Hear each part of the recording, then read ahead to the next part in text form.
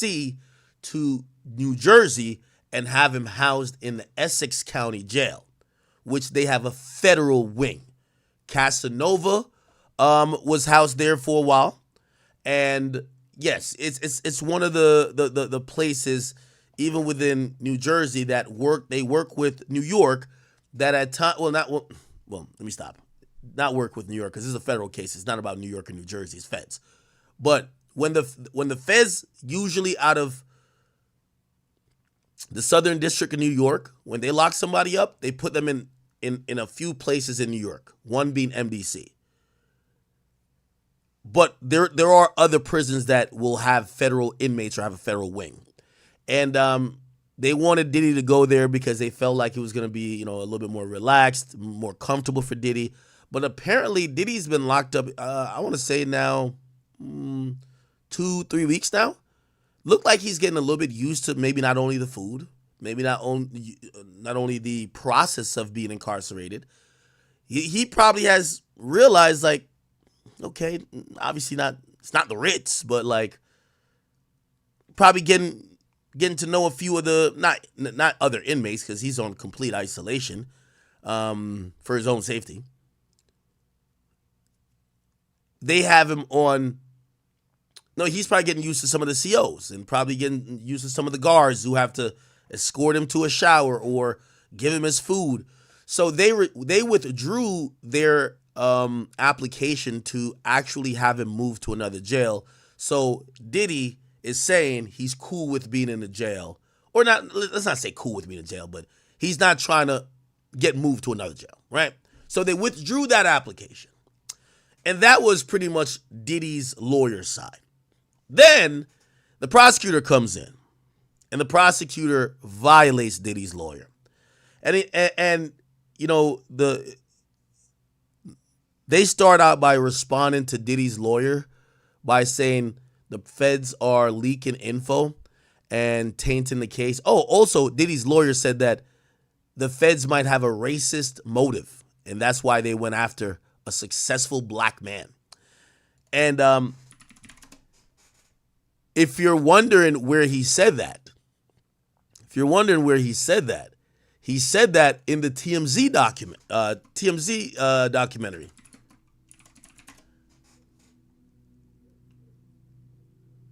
Yeah, hold on. Yeah. So his lawyer, who said in the TMZ documentary, yo, I think they're only getting at my client because he's a black man. The prosecutor goes to court yesterday and say, yo, judge, this guy's saying we're over here trying to taint the case. He's trying to twist public opinion to say that we only locked this guy up and we only went after an indictment because he's a black man. So Diddy's lawyer looks stupid by just running his fucking mouth again, because like now they have a good counter to you claiming that y'all are playing games in the press. They're like, nigga, you're playing games in the press too. You're calling the prosecutors racist. This is the type of indictment. That video. His reputation. Takedown of a successful black man. TMZ presents the downfall of Diddy. Let's switch our focus to the government. In my opinion, I'm just going to say it the way it is. No friend historically of the successful black man. Okay? Oh my. None. And they. Oh man. I ain't gonna lie to you. This nigga must have been in the same law school as King Combs. Remember when King Combs, after the raid, said, yo, the feds missed the house next door? You're like, did you drop an FBI diss track, nigga? This guy, the lawyer, he's like, we all know the feds. They don't like niggas. This guy's something else, bro. Historically of the successful black man. Okay? No. By the way, here's the thing. And this is my problem with Diddy's lawyer. That's for us in the media to say. He was about to buy CBS. He was about to buy this. He was about to buy that. Anytime a black man get too lit. Yeah, we're supposed to say. You're his fucking lawyer. You're supposed to talk X's and O's, not conspiracies. And they start making this. Somebody said the lawyer's right. Yo, y'all not, oh my God, bro. It's not about if you could even believe what he's saying. His lawyer ain't supposed to it's like the equivalent is like, remember Meek Mill when he was on probation and one time he said, fuck the judge. And during the next hearing, the judge, the prosecutor put it up like, oh, hey, judge, by the way, he said, fuck you. He said, what? All right, lock him up. Yeah. Like, yeah, I get what you're saying. All this freedom of speech shit. But you're dealing with people who has egos too. I'm going to be honest. You know when I knew they were going to go crazy hard on Tory? When Tory's, like, part of his defense started to attack the prosecutors themselves for having like some vendetta against him. And you could, like, these people, that's their whole career, just like how music is your whole career or like whatever. Like, they're going to take that a little bit personal. You never diss the prosecutor and you never diss the judge. Let's be honest. You just don't do it. Other people could do it, right? Like right now, if Young Thug dropped a song, it could be old as hell saying, fuck the judge and the DA can suck my dick. You think that he gonna have a great old time in the rest of this trial? Hell no. You get what I'm saying? So when you're like, remember, you haven't even seen the discovery yet. When they say the government, you're basically talking about the prosecutors because we're talking about federal government, right? The federal prosecutors. So when you're saying, oh, they don't like black people.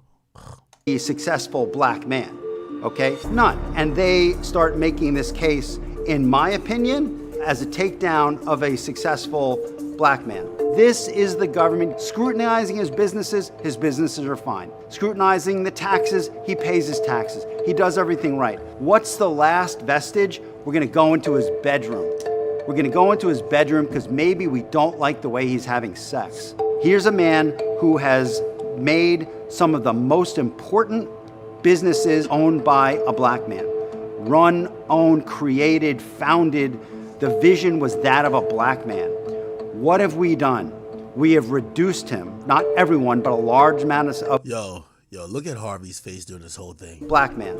Yo, if your lawyer got to go talk to Harvey Levin, who looks like mad uninterested, you know you fucked up. This is the government scrutinizing his businesses are fine. Scrutinizing the taxes, he pays his taxes. He does everything right. What's the last vestige? We're gonna go into his bedroom.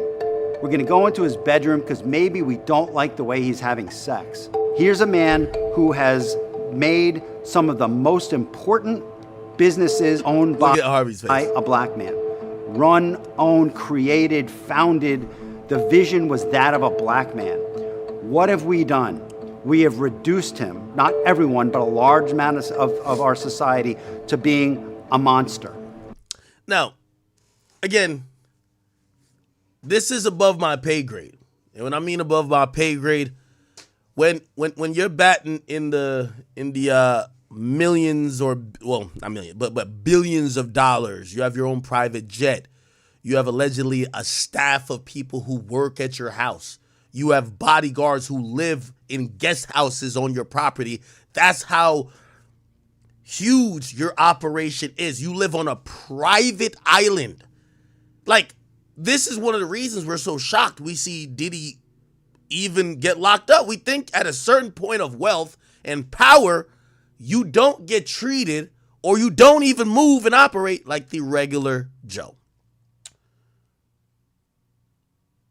So my advice here is probably, I don't know, somebody smart around Diddy's probably even said this already. And I'm shocked that this is just not how it's happening. This lawyer should only be worried about talking in court.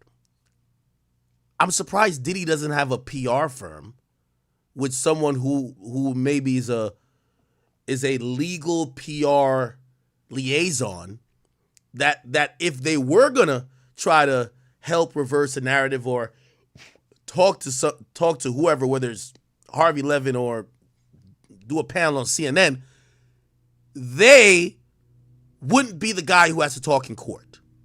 That, you know what that means? It means that the prosecutors can't say the guy I'm standing across from who's defending Diddy, bro, he's made mad statements out of court and he's doing mad interviews that we could use to say he's running his mouth. Like, I agree with the PR thing because, again, the bigger game being played here is that, let's say Diddy takes this to trial. Diddy is one of the most popular people in the United States, and so many people have seen this video, have heard about this allegation. I mean, for God's sakes, the term no Diddy is a thing. Could they find 12 people who have never heard about this saga at this point that ain't old and senile, who speak English, who has a brain, who probably, which I think we all do now, reasonably uses social media or the internet? So jury tainting is a thing, and having a spokesperson on your behalf to try to reverse that or to call out the lies that maybe would allow for the people who could potentially be on a jury down the line to be like, oh, now some of this stuff is bullshit. You just don't want your lawyer to do it, right? Don't he got to be like, when you go to some of these, trust me, I've talked to a few of these guys. They give you the package, and they tell you, hey, listen. First of all, they hit you with some wild ass money. You're like, nigga, what? You hear the money and be like, for this money, might as well get that person. Yo. But then they're telling you what it comes with. Well, we have the best PR people that man could find. We have the best investigators man could find. We have the best this and third that man could find. And they come with a package. Right? And I'm surprised we're just seeing this one guy do everything. So anyway, I'm expecting a little bit more on that side. And by the way, here's the thing too. Diddy, and by the way, I keep telling you, I hear his burn rate is $2 to $3 million a month in lawyer fees. $2 to $3 million a month. We're going to get to Piers Morgan. But as much as we've speculated about Jay-Z, wasn't it a show of power? Right? When Mark Spiro came out and had Piers Morgan backpedal and apologize, remove the fucking clip, and then they come on TMZ and said, we ain't send a cease and desist. We sent an ultimatum. You know what that means now? I guarantee you won't see Jaguar Wright on nobody else's platform but real street stars. I'm probably fucking up the name. That platform, anybody who's making some significant, I'm not saying they're not making some significant money, all major platforms are going to stay away from Jaguar Wright like the plague. You know why? It showed them that Jay-Z's not fucking playing. So I know it might look crazy if Diddy did that now, but if Diddy had a lawyer to like stop some of the blatant bullshit, because we have figured out there's a few things that just don't make sense at all. Maybe we'd be like, all right, cool. Maybe we just got to wait till the actual facts or the about whatever is being alleged come out in court. Because right now, I'm going to be honest with you. If they told me that Diddy sexually assaulted a 3-year-old, I'd be like, well, I don't know. It's at the point that anything they say, by the way, I'm not saying that happened. I'm not saying that happened at all. I'm giving an example. What I'm saying is that no matter what they say, if they told me that Diddy fucked a dinosaur, I'd be like, well, he is rich enough. Maybe he could have teleported and got one back from the past and then brought it back to the future and then fucked the dinosaur and then tied him up and then probably was the one that was on Dave Chappelle's. Like, I believe anything y'all say about Diddy at this point. But that's how much his reputation has been dwindled by all these allegations. And most of these allegations that are, we get his lawyers saying, hey, we're going to have our day in court, but there got to be some type of, yo, that's a lie. That right there is a lie. Yo, I never met this hoe. Yo, what the fuck has this been talking about? Like, there is none of that on Diddy's side, which I think, again, Diddy and Jay-Z is two different people. I think how Jay-Z handled Piers Morgan, if there was going to be a floodgate open about Jay-Z's allegation, anybody or any platform to listen to a Jay-Z allegation from now on are going to ask mad questions. Hey, did you go to the cops back in the day about what you're about to say? Hey, when you speak to us, make sure you use allegedly. Hey, did you you have a police report?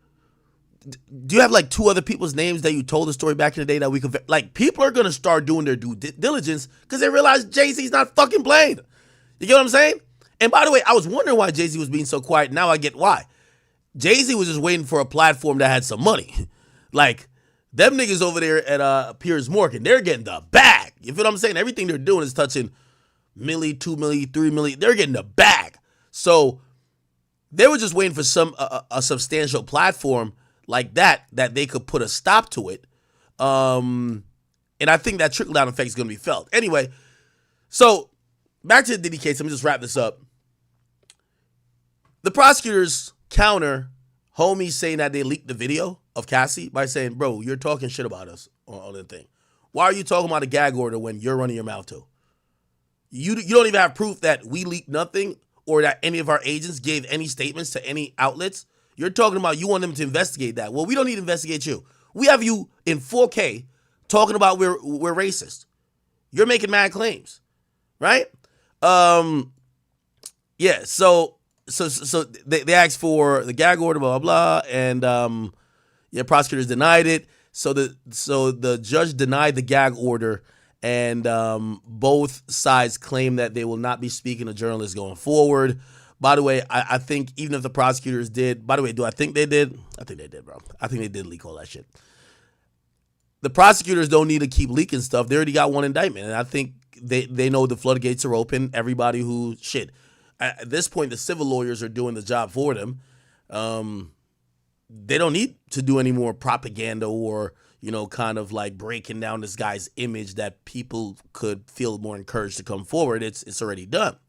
So, again, they also said in court that there's a potential supersede indictment against Diddy, and we'll see when and how that comes around, right? Terabytes of data, and he's going to remain behind bars, all right?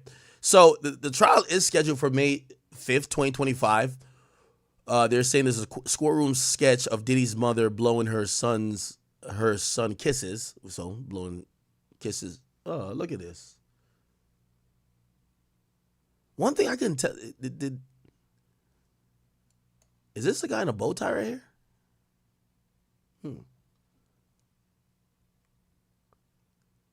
Does Diddy have on cuffs? I don't know. For whatever reason, I still can't see Diddy in like just sitting in court in cuffs. I be thinking like they probably just let Diddy just be hands free up in that bitch. Sometimes they'll have you in cuffs, but at least until your trial. Your trial. Oh, he's shackled. He's shackled. Oh wow. Yeah, they got to shackle this. So I'm guessing there's probably some cuffs. Yeah, they'll have him in cuffs usually until trial, because in trial they're gonna take you out of your prison outfit and let you wear regular clothes and uncuff you, because it'll prejudice the jury if they're seeing a nigga already in cuffs. They're like, all right, the nigga's guilty, right? I'm gonna be honest with you, the demeanor of the family is a little bit changed. It looks like the disappointment is weighing on the faces of Justin, Christian. You could tell they're like, yo, this is a lot. And there was for a while, and I don't know if maybe he's still able to balance this. And I guess this goes off. Someone actually sent me a video.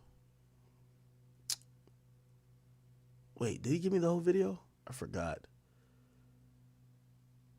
Supposedly the day of or the day before, when Diddy was getting locked up, Diddy had he had this meeting.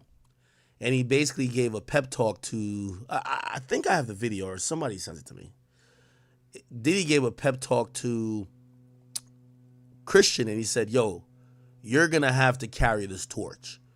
Yo, you're going to have to make sure you keep dropping music, keep doing this. And maybe that's why we see him kind of acting the way he's acting a bit. Not here, but I know some people have pointed out that he's still in the club, Harlem shaking. He's like partying with his girl pretty heavily still. Like, I ain't gonna lie, this would probably be the time. I can't tell what he's going through because I've never been there, but I probably wouldn't want to be seen. I wouldn't want to be in the club with a bunch of other people while my father, who has basically laid the palette for all my, my career and life trajectory, is getting persecuted. I wouldn't want to be seen, analyzed, and then that video of me being nonchalant being disseminated online where people are now looking at like, oh, he's unbothered. You get what I'm saying? So maybe that was him taking Diddy's words. It was like I think it was like a couple minutes of Diddy saying, yo, you have to keep this going. And he was giving him tips like, yo, remember, you got to do this, you got to do this. yo, we Combs. You got to know how to, basically do that flashy over the top shit, right? So maybe that's what's going on. Anyway, you can see it in their faces walking out. Like, this shit is weighing on them, and we should probably hold them in our prayers. But even saying that, we have to hold the victims or potential victims in our prayers as well, right? Okay. So that was pretty much the hearing. Now, if you're wondering what's going to happen next, there's going to be a conference, another one. And this status conference is going to be on the 18th of December. And it's going to see how far everything is. Hopefully by then, Discovery has exchanged hands. That is the goal. Once Discovery has exchanged hands, eventually he's going to get to a point of maybe conversations with the government. By the way, so, let me really back in a little bit. The bigger takeaway, and I'm just thinking outside the box here, by December 18th, this next conference, we're going to see the supersede indictment. So I look at this more of a put up or shut up time, right? Because this conference isn't needed if you're going to indict him later with more charges, because there's no way they can prepare for trial in 6 months. So I think we're going to see before then or on this date that there are new charges being announced. And by the way, I think even before then, maybe end of this month, next month, that the supersede indictment is coming. But that's all I look forward to, or not look forward to, but that's the only thing I think is going to happen before December 18th. So if you're wondering when we're going to see the other names, and, a part of this conversation in this trial is about, and what some of y'all are interested in is the other names. Like, who are these other people that are involved? Who are these other people who were doing these freak-off orgies with Diddy? Why aren't we seeing their names? Now, there was some submissions and by the to the court that Discovery should not be made public. I don't think it's been directly addressed if, because if you say these people's names in court, even if people don't have the Discovery in hand, if they be like, yeah, this is when he R-worded her, I won't even mention the rapper's name, like R-worded her and this rapper was in the room, like that's going to be crazy if it's a rapper that's out, right? They haven't addressed how they're going to do the other names, or if there's going to be details that include other rappers. Will they just be filed under seal? This is obviously a big issue for the other people who might be affected. If you're not charged, or even if you're an unindicted co-conspirator, or not unindicted co-conspirator, if you're just someone who was just around and they don't say you're part of anything, right? But if your name gets brought up in this trial, you're going to be looked at as a pariah too. So we're going to see, I actually believe that the lawyers of, I don't want to name any rapper, but the lawyers of some of these rappers, if these rappers are still in position and they're lit out here, they're probably going to approach the court, obviously if they've gotten subpoenaed or whatever, but approach the court or maybe do some proffers where it might be, hey, listen, I'll give you this information, or I don't know, maybe they had some tapes. I'll give you this tape, but make sure I am redacted or listed as like individual. Make no mention to who I am, because that is what y'all kind of want, right? Y'all want to know the other people in the room, the other people who was getting their dick sucked by Cassie. I know y'all want to know it. Shit, if I was one of them people, I would have my lawyer just like talking to them already to try to make sure they can make sure especially if you're not going to get charged, but you used to be doing, I don't know what type of freaky. Say you're one of them rappers who Diddy used to fuck you consensually, right? And after Diddy fucked you, he fucked Cassie, right? Shit, you don't want that shit to be known. So you got to have your lawyer holler at them and be like, hey, listen, we got to conceal my identity somehow, but I'll work with y'all in some capacity. You get what I'm saying? Like, trust me, some of these people are going to work to conceal their identities. Like, your name get brought up in this, like, you look crazy. All right. While that's happening, so that's what's going on the legal front. Obviously, we do know this guy. This guy is out of Houston, Texas, the one who says he has a hotline, but not only a hotline, he represents over 120 people who claim they have been sexually assaulted by Sean Diddy Combs. He claims that they're going to be going after everybody, and we're going to see what's going to happen with that. He also claims they were minors.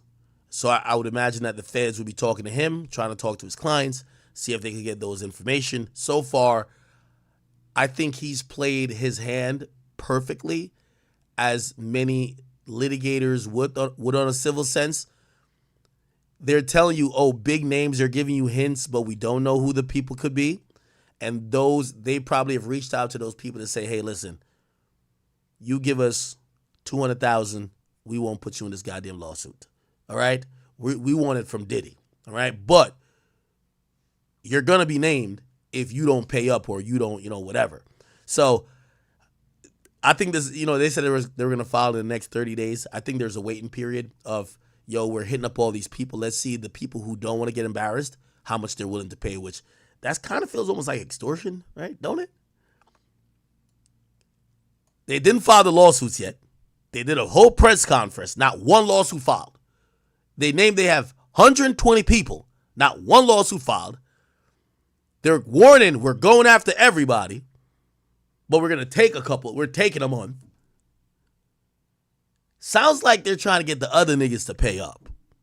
Pay up, or I keep telling you, a civil suit is a new way how to slander someone legally. There is no recourse. Well, there is recourse. There is like anti-slap laws and things like that, which are, legal ways to penalize frivolous lawsuits. But when it comes to situations like this, could these be seen as frivolous lawsuits? Because even if someone consensually, and I'm not saying this is anyone or whoever, but I'm just making this up. Even if someone consensually had sex with Diddy and are now suing him saying Diddy R-worded them, how do you know? You can't just throw it out. You got to at least try to go through it, especially if they did. There's pictures of them hanging together. So this is the new way of kind of slandering somebody. And I think people are going to pay up. I think that's what's happening. I don't know if you've seen these new articles that came out. I want to read to y'all these. This is some nasty work, chat. Very nasty work. Look at this. Look at this. So,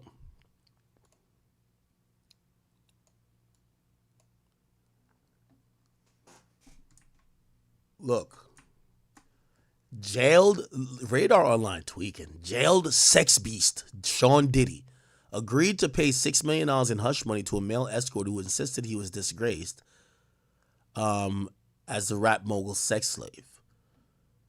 Diddy agreed to pay $6 million to a sex worker who claimed he was used as a sex slave, an amount and cover-up never previously disclosed.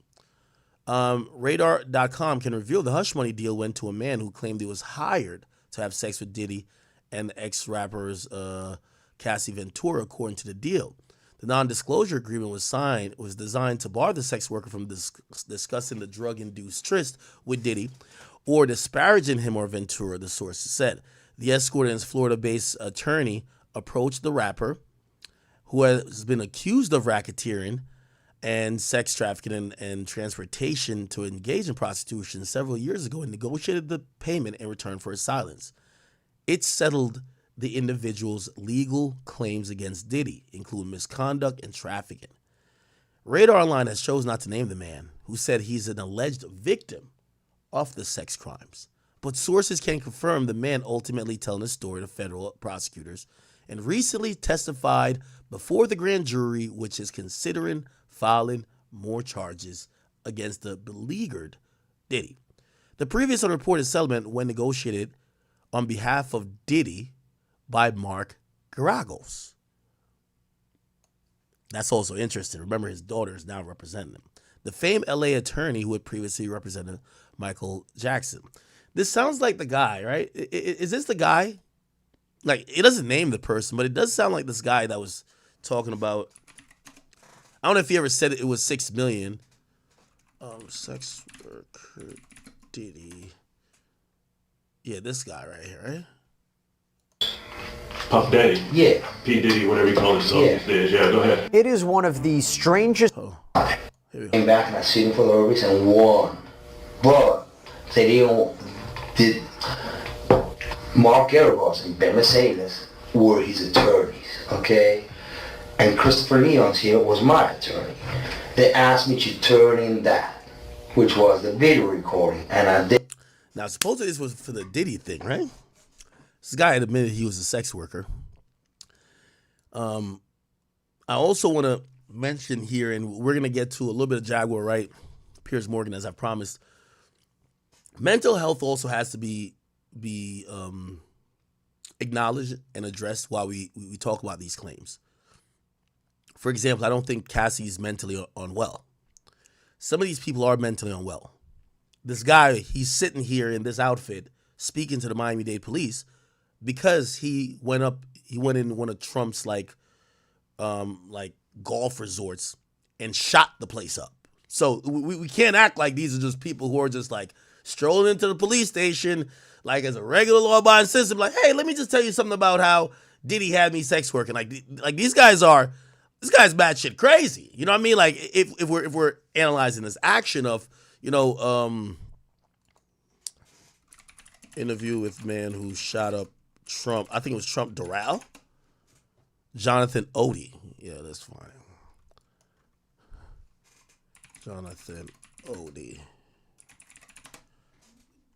Let's see.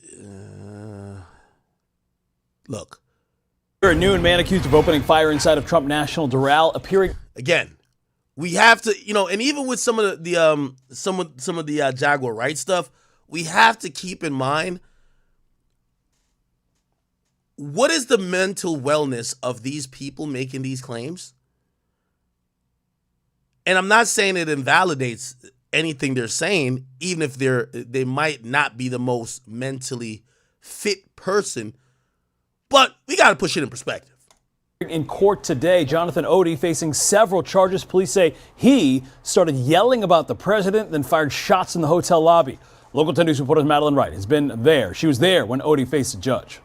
What bond are you seeking? Because I don't think $20,000 is high enough. The judge raised Jonathan Odie's bond to $1 million for each count of attempted murder on a police officer.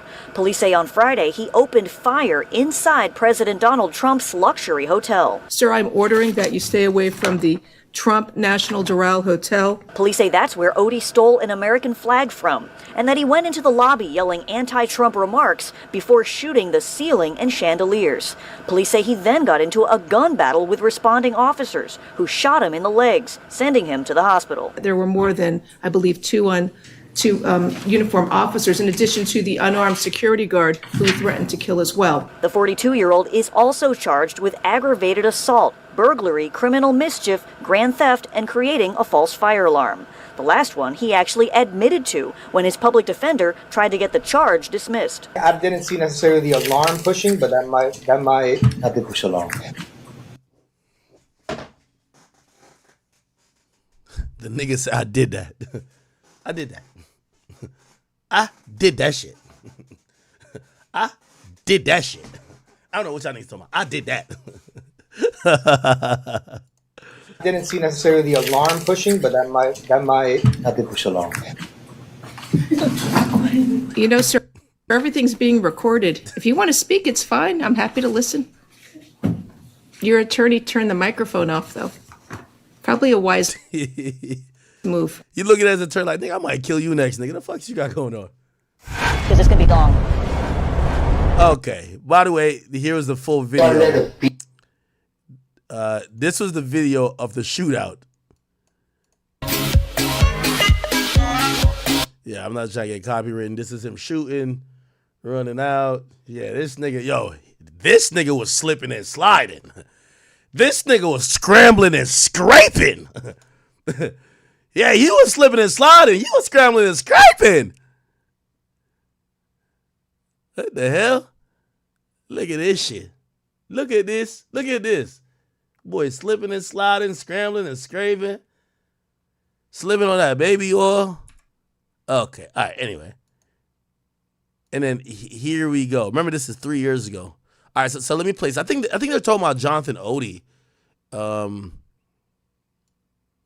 In this thing. They have to be. Did he say 6 million though? Let's see. On the phone and on the TV with speakers and stuff, and I was like a sex slave, okay? For them, that's what I was. That's all right? I caught herpes, and I came back and I sued for the herpes and won. But they did Mark Garagos and Ben Mercedes were his. So he said he was a sex slave. So you know, he said he was a sex slave for Diddy, and he caught herpes during a freak-off. So remember I told you, the police went up in Diddy's house, found 1,000 bottles of baby oil, but not one condom. Yeah, STDs must have been lit up in that bitch. You feel what I'm saying? So, you know what I mean? Listen, which, by the way, come on.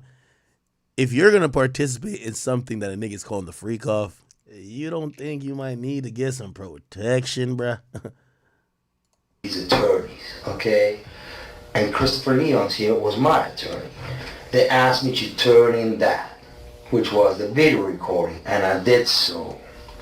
They gave it back to me accidentally, and it's possible, I threw everything out, it's possible I can produce a copy. Gotcha. It's possible, I'm not sure. Now, how does this lead towards Donald Trump? Okay. The Mercedes family, Ben Mercedes, that works with Mark Garagos. Mark Garagos used to be Michael Jackson's attorney. Yeah, out in Los Angeles. Yeah. Yeah. He had he drugged Michael and they OD'd him, okay? He didn't overdose. They OD'd him because they keep the royalties of the music. Michael alone made $860 million alone last year, okay, in 2017, which who keeps that royalty? The music companies. Yeah, no, I know we covered this already. I'm trying to see. So Radar Line is saying they have a source. They're not saying it's this guy. It appears it might be this guy, but I don't think the guy ever said he got $6 million, which Radar Line claims. Let's see if he says it. Who represents the media and entertainment in the United States? Most of them, Mercedes does. Kenny Mercedes, which is Greenman Mercedes Shire out of New York. Okay. So what they've been doing is they've been promoting a hate agenda against Trump. So people hate him. Okay, because they know he is very alpha. Okay, very alpha in the sense that he likes money, he likes to make money, and he likes women, and they know they want to defame him in certain ways with Stormy, with other people, because they want him out of the government, okay? But it ain't happening because it's too smart for them. You understand what I'm saying? I'm trying to, right? Don is intelligent. Okay. He's not seeing that for each and every American, Obama, who knows his real name, they say it was a creation of the CIA, and then people listen to your lyrics and everything, and then you become famous. Okay, that's how they do it. All right. Tupac's still alive. Yeah. Okay. You see, sometimes we be listening to the shit that make ours, whatever narrative we want to go that they're saying, right? Oh yeah, he said this. The nigga said Tupac's still alive, bro. Come on, dog. He's in Cuba. Mm-hmm. He's in Cuba. Basically, what happens is the following. The hip-hop agenda is an agenda to move drugs all over the United States. You need to involve the Sean, okay? And he belongs to that agenda. That's why he's so famous. They land all the contracts. It's his attorneys. Okay, all right. So we kind of played that already. So I'm not sure if this is talking about them. And I don't know if Radar Line doesn't seem like it's vouching for the 6 million. It's saying 6 million, but it doesn't say we have corroborated or we've seen the details or the document, even if they're not saying the name. Okay.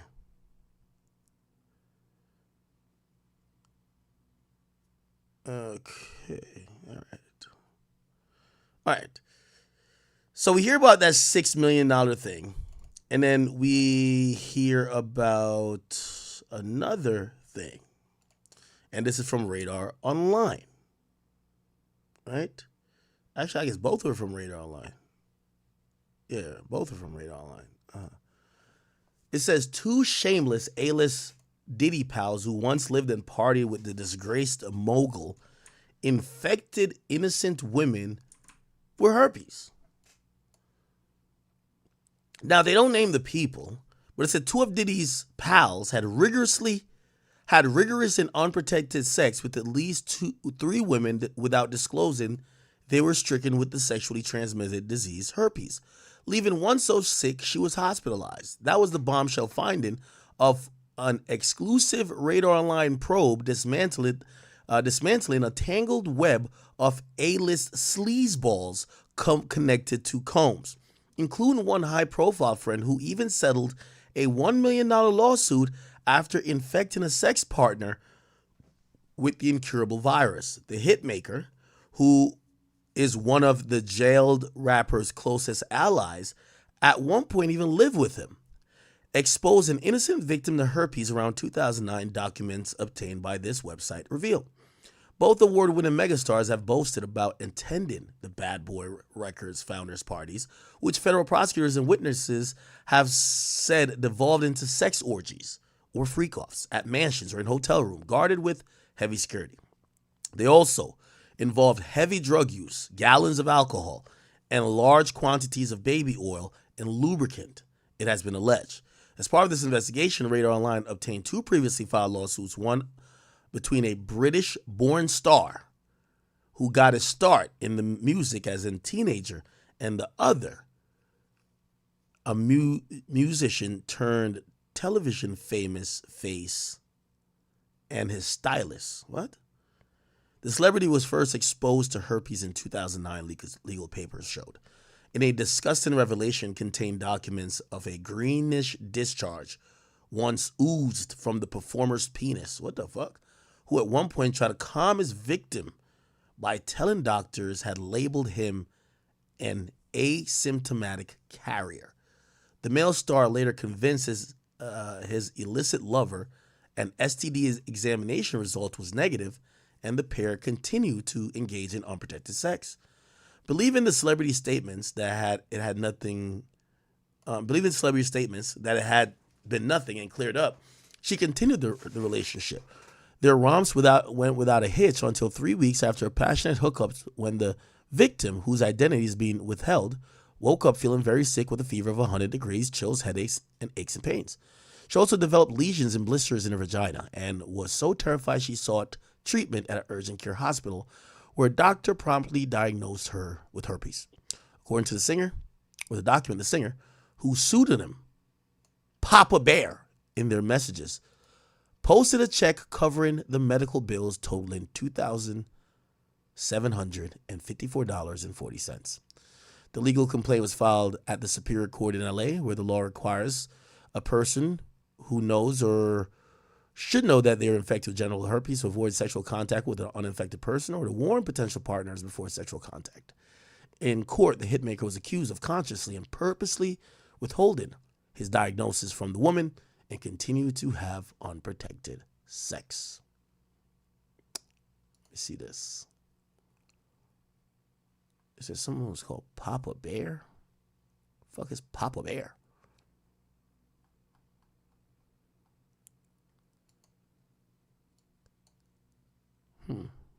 Okay. It was also revealed after his partner confronted him for infecting her, the sex fiend called her 2 days later with his doctor, who grimly confirmed he carries the herpes virus. Her test result confirmed a first-time infection. A file in their settlement obtained by Radar read, in a series of telephone conversations and online chat sessions, the singer has apologized for infecting her and told her he would take care of things. In a declaration, the victim said that her health and her body had been ruined, and she has suffered severe emotional distress and been extremely depressed, knowing there's no cure. The Diddy pal eventually settled with his paramour in December 2012, paying $1.1 million in damages. But his conduct didn't end there. A second case In the second case, the same friend of the jail musician had a extramarital romp with a woman who was remarkably, at the time, a friend of his current wife.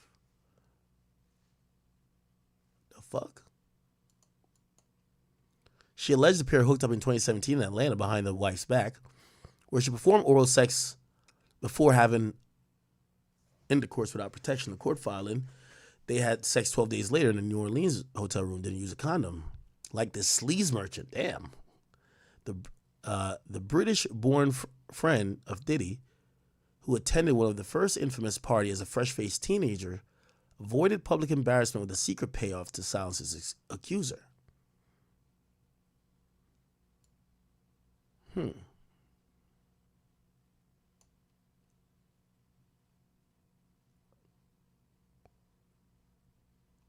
Okay. I wonder who these people are. Somebody says Usher.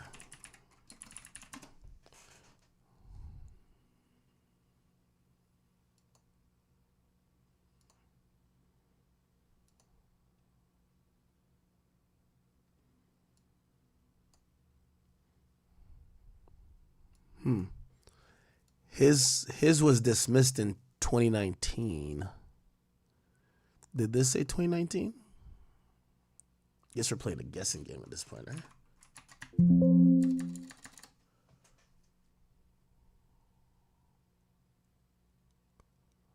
Yeah, I don't know if that's Usher, to be honest. Nah, see, this gotta be somebody else. But somebody with enough money to pay $1.1 million. What the fuck? Huh. They also mentioned somebody British.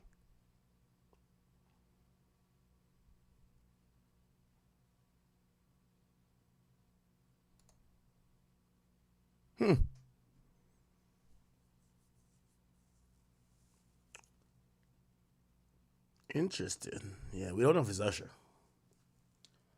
Somebody said it was Russell Brand. Somebody said 21 Savage. Stop it, bro.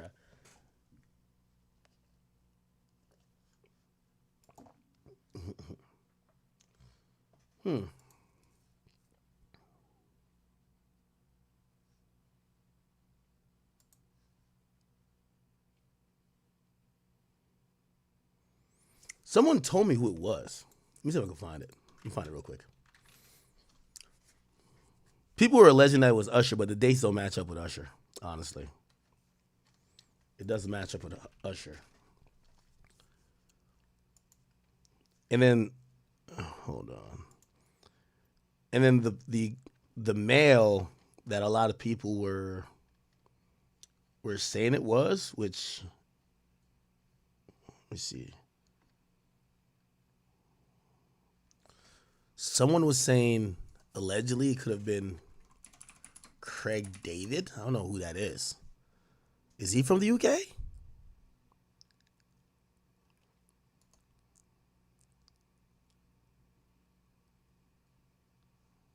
Nah, this don't make sense. Does he know Diddy?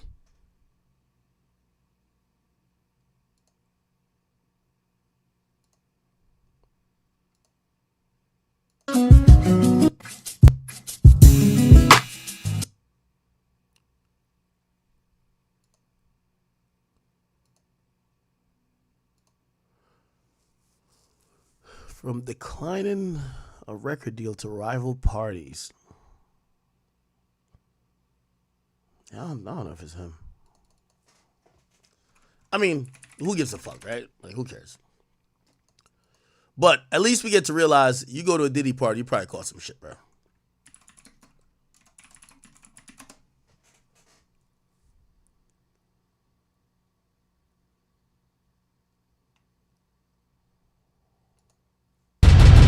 I was 17 years old. Oh, so these were all aspirations. You know, you're trying to kind of change things in your life. Are you still currently celibate? And how has that been going?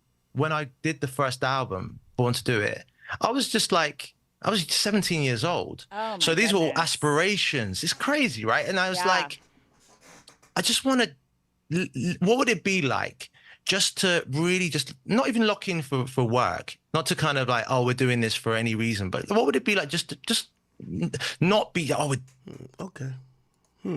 Interesting. Never really heard of that guy. I'm not gonna lie to you. Craig David. All right, whatever. Okay, so there's more allegations that they're saying some other stuff going on. Then guess what happens? Now we're seeing some names in Rolling Stones. They wrote an article by saying that there is a name being named in the Diddy situation. Let me refresh. Yo, this ad blocker is getting my computer frozen up. Like, Jesus Christ.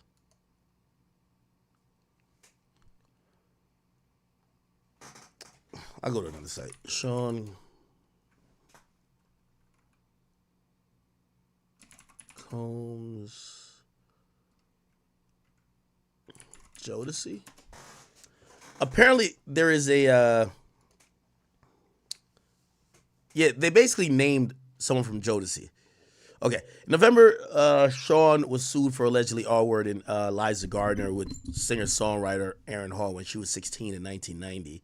The lawsuit has now added Jodeci member Devontae Swing as a co-defendant. Now, here's the thing. So, basically, I think they were saying it was Aaron Hall and Diddy.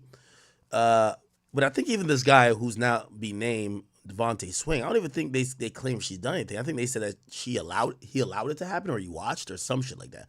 An amended complaint filed by Gardner, and by the way, you could tell amended complaint means they probably went to Devontae Swing and said, "Yo, give us $100,000. We won't put your name in it." He probably said no, and they amended the original lawsuit to just include the nigga's name, right? Like, Jesus Christ. In the amended complaint filed by Liza Gardner's attorneys and obtained by Rolling Stone, it says that Swing, born Donald DeGrot, was present during the assault. According to the magazine, the complaint reads, unbeknownst to Miss Gardner at the time, defendant Swing was in the room when this assault took place and did not take any steps to prevent the abuse from occurring. What? So that's odd. Like, it doesn't say he took part, but he was in the room and he didn't stop it. In May, a woman submitted a sworn statement in the case claiming she was a fellow minor with Gardner that night and saw Swing leaning against the wall or furniture or something, watching whatever Puff was doing. In a new filing, she alleges Swing was 20 or 21 years at the time.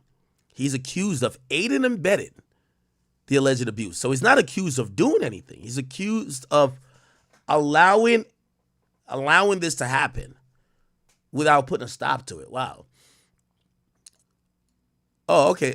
Oh, never mind. So this is more detail here. He served as Gardner's co-guardian at the time because he invited her on the trip to the New York area with a group of her friends. They were staying with him in New Jersey at a house allegedly subsidized by Jodeci's label at that time. The MCA subsidiary Uptown Records, where Combs was working as an A&R executive. The lawsuit claims Swing had a duty to protect the child as her parents entrusted him with her safety.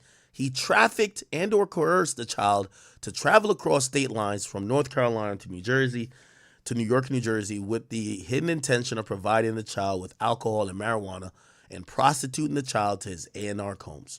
Swing is now one of the lawsuit's defendants in cause of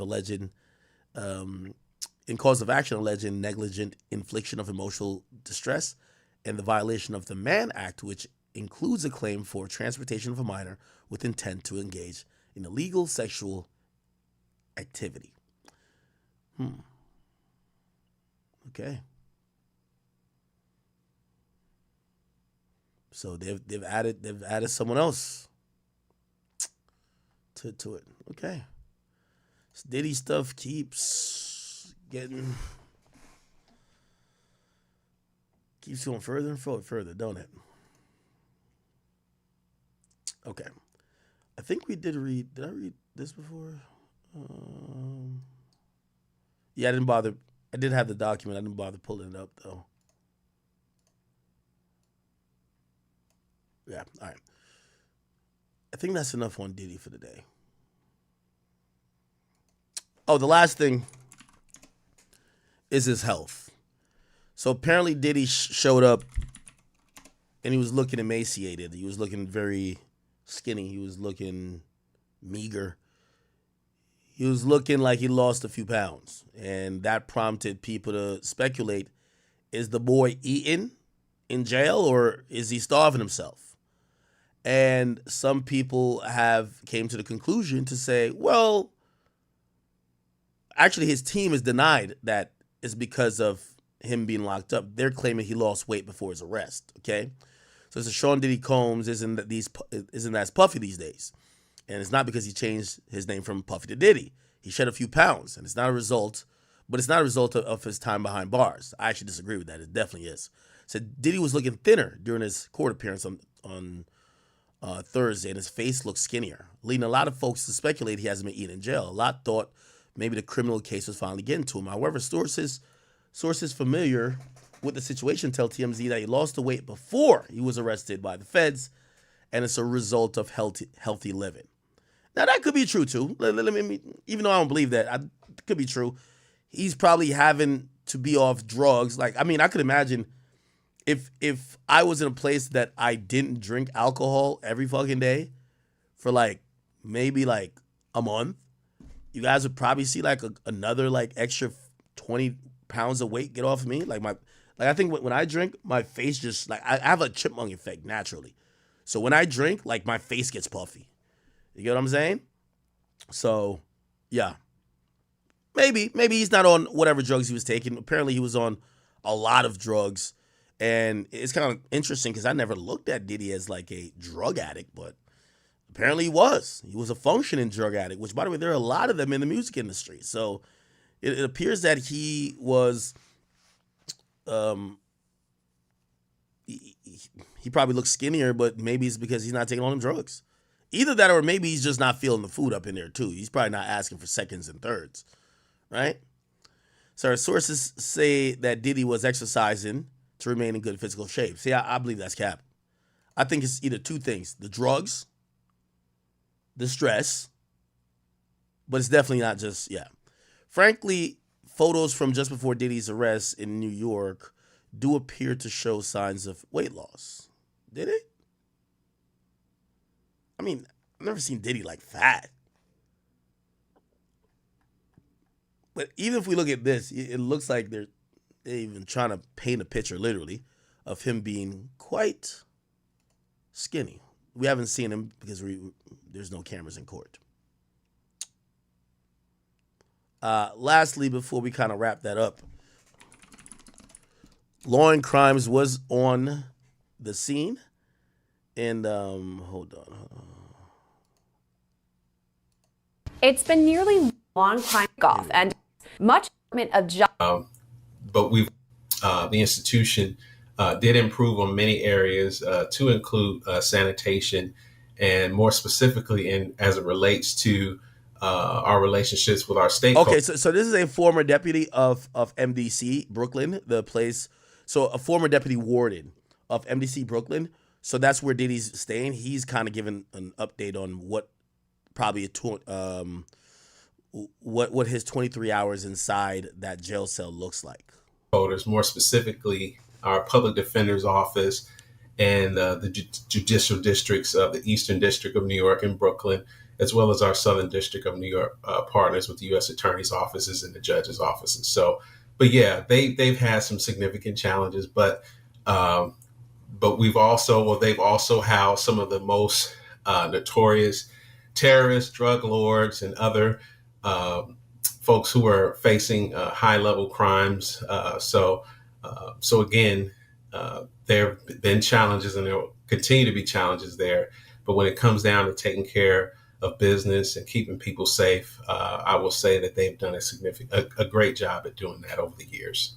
Besides the conditions, talking about the safety of people, that's something that P. Diddy's lawyers have highlighted, saying that in the past there have been suicides there, some murders. Apparently, some corrections officers have been charged criminally. What would you say? Is it a safe place to be for these inmates? Overall, I would say yes. Throughout the history of corrections and jail operations, there have been suicides and homicides. I will say, as a deputy warden there, I did experience inmate suicide while I was there as acting. Probably, I'm not sure if he has any prior criminal history or any other periods of time incarcerated, which means his movements is restricted. And you go from, very large mansions where you have staff and personal chefs and, people who work for you are there available to you to get you all the things that you want and desire and need on a day-to-day basis. And then all of a sudden, now your movements are restricted, and you're placed in a 6'8" by 8 feet cell, and you're probably going to be secure in that cell 23 hours a day. And then when you do move out, whether it's for medical treatment or recreation time, he's probably going to have 3 staff members with him, and he'll be in handcuffs. So the sheer shock of being in that predicament, and then the charges that he's facing, that could have taken a quick mental toll on him. And when clinicians place someone on suicide watch, whether it's verbal, written, or physical attributes of presenting yourself as suicidal, that individual will be placed on suicide watch. They'll be given a smock to cover their body, a blanket, and depending on their history of potential suicide risk, if they've had attempts in the past, specifically for hanging, they may or may not be giving undergarments to include underwear and socks. So again, it's not unusual for a person to maybe show signs of suicidal ideation, especially when you're facing these type of charges and never having your movements restricted, especially. Okay. All right. Really, the video I wanted to play was the update. They were outside court, which, by the way, I ain't gonna lie, law and crimes, they be doing a fantastic job.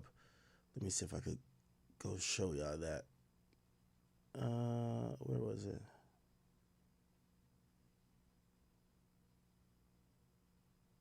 Not 6 days ago. It would be. Oh, here we go. Sean Diddy, we are going to go live to outside of that federal courthouse because our very own Elizabeth Milner is there from the man himself, Sean Combs. Yo, they got this shit like a fucking mall. Like, there's so much activity.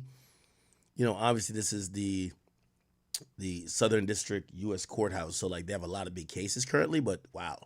Yeah, Jesse, it was pretty interesting because I think, we have seen many photos, videos of Sean Combs, a.k.a. Diddy, through the Associated Press, through Instagram. And so to see him kind of in person after being in jail for 3 weeks now was pretty interesting, to say the least. And I say that by being that you would expect him to feel a little defeated, a little gaunt, anything like that. But it wasn't that case. He appeared confident. He stood tall. But most importantly and most notably, when he walked inside the courtroom, the first thing that he looked at was his family.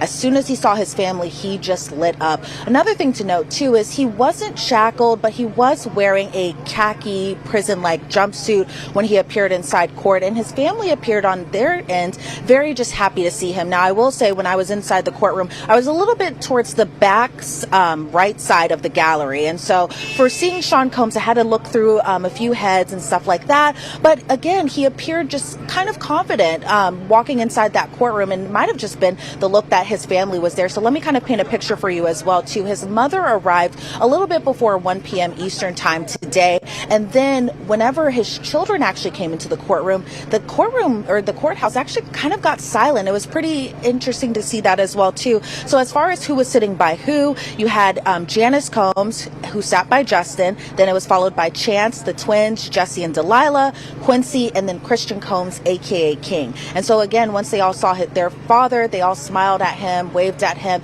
And even when we were all leaving the courthouse today, Diddy just blew kisses at his mother and his family members. They didn't say much of anything. I wasn't outside when they had first entered the courthouse, so I'm not sure if they said anything to the press. previously they had been very quiet whenever they had entered the courtroom. So I assume it'll be kind of like that as well too. But it was interesting as well that a lot of the arguments kind of based around the data that was recovered and seized from the homes. So while a lot of us were kind of expecting there to be arguments about the bail or the bond, that really didn't happen. And the judge ordered that the defendant, Sean Combs, stay inside the MDNC, which we know the Metropolitan Detention Center in Brooklyn, New York. And so as far as what we know now is that we know May 5th is going to be the date, tentatively, that the trial does begin. So we have a lot of stuff that we're expecting to see. But kind of going back to a little bit of the evidence there. Now, I'm looking through this notebook right here, mainly because we're not allowed to have electronic equipment when we're inside that courtroom. So all of this was handwritten notes. So just kind of going over just some of the things that were happening inside that courtroom. You know, I'm sure you have already talked about it there as far as just all the data that prosecutors and now have in connection to the case. So 96 electronic devices were seized across 3 different locations. That included Diddy's Miami home, his LA mansion, as well as all the devices that were seized whenever he went to the airport. Because as we all remember... By the way, I see some people were like, yo, there were VHS tapes. And I'm like, bro, if a nigga got a whack off, have y'all ever like, y'all used to have a VHS player back in the day, man. Rewinding that bitch take a while, nigga. Sometimes it's not chaptered out. You can't go to chapters. Like, you can't just move the mouse and go from like 48 minutes to like 3 minutes. So if Diddy was that committed to keeping all this type of data or these videos from like the 90s or whatever he was having them freak offs, he would just put it like, fuck, even if we put it on a DVD, or nigga just get it into digital video format. Turn it into a .mov or a .mp4. Like, what the fuck? You're not going to just be like walking around like, oh shit. Remember that one time I had that motherfucking freak off with, like, I don't know who he was dating back then. Nah, nigga, I would think he would at least have them transcribed or something. When the search warrants were happening, he was actually boarding a flight with his twin daughter. Somebody said a VHS tape unhackable. But bruh, I don't know how y'all niggas watch porn now. Nigga, I be having 96 tabs open, nigga. You can't have 96 VHS tapes going, nigga. That's what I'm saying. Like, yo, we modern now. So that's why I would be thinking he would get the old footage just put into new formats that, yeah, you know? And you don't want to have like a bunch of like VHS tapes. Like, come on, bro. Including, and I believe Chance was there as well too, his 18-year-old daughter now. When they were, the search warrants were happening and Diddy was caught up at the airport, they did seize different devices that time as well too. And so the data mainly still has to be extracted. Now, the government was kind of talking about just some of the devices are a little bit older, so the government in turn is kind of catching up to the technology there. But they say at the airport they seized 9 different devices. 7 of those have been extracted so far. At Miami, 36 different devices were seized, 29 were extracted, and in LA, 51 devices were seized, 24 have been extracted, excuse me. They say the 8 terabytes of data, that information could come about in the next 2 weeks or so, and they're working on the production, another production of the subpoena returns. And so the defense pretty much didn't object to too much inside the courtroom today. Agnifilo also appeared kind of confident during his arguments. I know a lot of people were kind of expecting for the bail or bond argument to be happening, but that didn't happen, and it appeared that the defense kind of, you know, excuse me, I'm trying to find the right word here, but they were pretty much complying with all the prosecution's arguments and plan to kind of have everything all good and set to go by May. Now, by the time the end of the year is to happen, I forgot like one big turn right here. They did mention that a potential superseding indictment could come. Now, obviously that hasn't happened yet, but the investigation is still ongoing. And so, you know, we don't know a lot of information as far as what that could look like, but it appears that we could expect more charges to come later on, potentially by the end of the year. That is what we've been echoing a lot, that we wouldn't be surprised if there's a superseding indictment, and I don't know. I don't think that May date is going to stick if he's hit with additional charges. That's just my guess. Elizabeth Milner, thank you so much. Great reporting, and happy you got a chance to be in that courtroom and also lay out the scene for us as well. Really appreciate it. Thanks. Good seeing you. Thanks, Jesse. All right, so now we're going to break it down. Okay. All right. All right, good. We're kind of off of that, but we're kind of sidestepping slightly.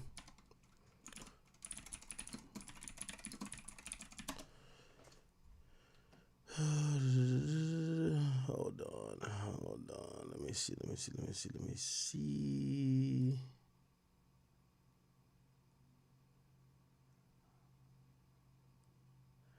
All right.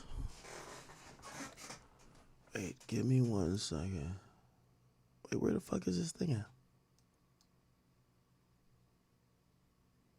I think this...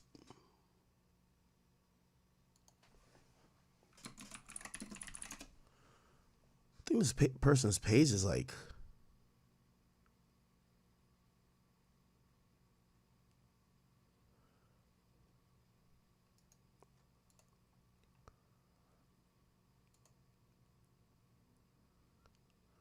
Anyway.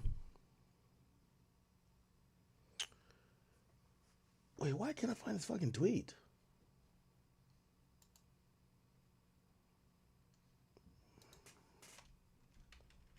All right, I have to send myself a tweet. Chad, I ain't gonna lie, man. The industry right now is in shambles. There's a lot of shit going on.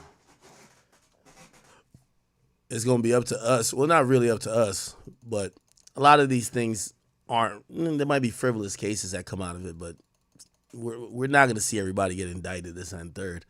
So it's kind of up to you. It's like, do you believe some of this shit, or do you think some of this shit is just cloud chasing or money chasing? While we get into some of the Jay-Z stuff, we're not gonna do too much. We're gonna kind of talk about the Jaguar Wright stuff, or the Jaguar Wright Piers Morgan situation that kind of mentioned Jay-Z.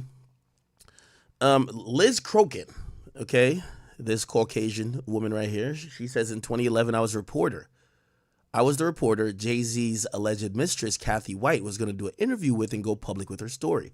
A few days later, she was found dead. I've said for years I believe she was murdered and Jay-Z was involved. Watch my episode here. Let's see this. To me on the record, which implied to me, obviously, that if she was willing to tell her story about Jay-Z, that it was indeed true that she was having an affair with him. So that was pretty much it. That was the last time that I talked to her, and I was, under the impression that she was very strongly considering talking to me and telling me her story. That's how it started, y'all. Her affair with Jay-Z. So a few days go by and I'm following up with her. I'm calling her and I can't get a hold of her. And I believe that this went on for... Everyone knows every time Diddy's name comes up in something, it's always some freaky issue by the sea, man. Now, in what's new, you feel me? Now, new information's coming out. Diddy lost a lawsuit where he essentially owes $100-something million. That person, I'm not gonna lie, bro, you're never seeing that money. It's sad to say. You're never ever seeing that money ever. Yeah. Is the diddler. You're never seeing that money. Got some of the best lawyers in the world. He's a billionaire. Still, supposedly. You feel me? He's liquidating his assets now. Selling houses and doing all that. But bro, you're not seeing any money. Like, Diddy's, the only reason he won the case because Diddy just never went to court. That's it. But it's your boy Big Act News. Make sure you like, comment, subscribe, and let me know how you guys feel about everything. And I'm out.